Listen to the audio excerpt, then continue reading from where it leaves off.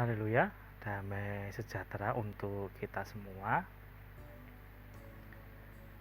Sebagaimana yang saya sampaikan di beberapa hari sebelumnya, paling tidak sampai dengan 1 November saya akan membagikan mengenai gereja-gereja yang teraniaya.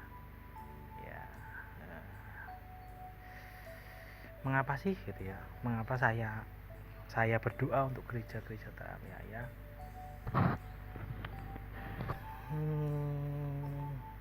Ya karena itu yang bisa saya lakukan sementara ini. Hanya doa yang bisa saya lakukan untuk saudara-saudara kita yang mengalami aniaya karena iman mereka kepada Kristus. Ada pernyataan yang pasti sudah terkenal gini ya. Apa yang tidak bisa kita jangkau dengan kaki kita, dengan tangan kita, jangkaulah dengan lutut kita. Maka itu yang saya lakukan, karena hanya itu yang sementara ini bisa saya lakukan untuk saudara-saudara kita ini. Ada saya sudah pernah sampaikan, ada latar belakang ya. Saya punya pengalaman di mana gereja yang pernah saya di sana melayani, di sana pernah bertumbuh itu mengalami aniaya. Ya, ada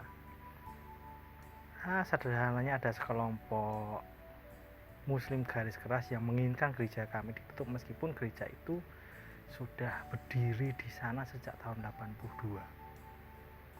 Itu kejadian tahun 2007 kalau saya tidak salah ingat ya, 2007. Dengan pengalaman jemaat waktu itu dan pengalaman gereja-gereja teraniaya, saya menangkap satu kesamaan penting, bahwa saudara-saudara kita ini, gereja-gereja yang teraniaya ini mengajarkan kalau Tuhan Yesus membangun gerejanya itu bukan dengan prestasi, tetapi dengan pengorbanan. Kristus Yesus membangun gerejanya bukan dengan prestasi, melainkan dengan pengorbanan.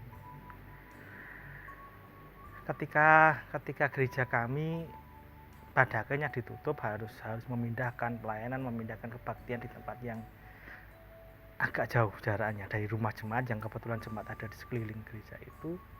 Saya melihat pengorbanan yang besar untuk pada waktu itu ya. Kalau dihitung secara ekonomi, secara waktu, itu pengorbanan yang besar. Saya ingat ada seorang bukan ibu lagi, nenek ya, saya menyebutnya Mbak Putri gitu. Mbak Putri yang kalau biasanya ke gereja jalan kaki, ini harus naik sepeda gitu. Kalau musim penghujan, beliau ini pakai mantel, pakai caping gitu, hujan-hujan. Dan pengorbanan saya lihat paling besar ada di anak-anak sekolah minggu. Jadi ketika sekolah minggu mereka harus dititipkan di rumah jemaat yang cukup jauh, harus jalan kaki. Kalau biasanya kebaktian sekolah minggu itu jam 7, mereka mesti siap jam 5. Saya jemput mereka gitu. Kami beberapa guru sekolah minggu pulang pergi bawa motor untuk jemput anak-anak ini karena jumlahnya cukup banyak. Itu pengorbanan semacam ini itu yang membangun gereja, bukan prestasi-prestasi belaka ya.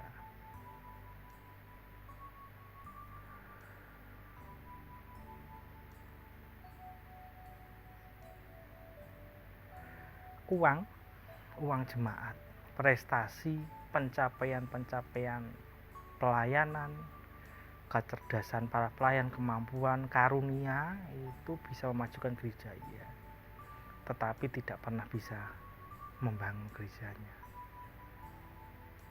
Itu mengapa hati saya ada bersama dengan gereja-gereja yang teraniaya ini, dimanapun, baik di Indonesia maupun di manapun ya. Maka saya sering di masa-masa lalu saya sering menulis, saya sering kalau khotbah saya sering menyisipkan kisah-kisah mereka supaya saya punya teman untuk berdoa, dan saya harap dengan video ini saya mengajak Anda bersama-sama dengan saya berdoa untuk gereja-gereja yang teraniaya.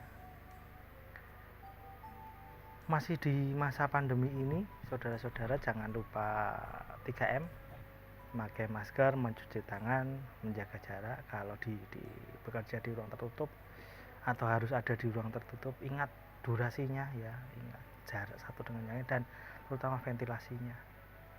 Kita bertemu besok. Tuhan Yesus memberkati.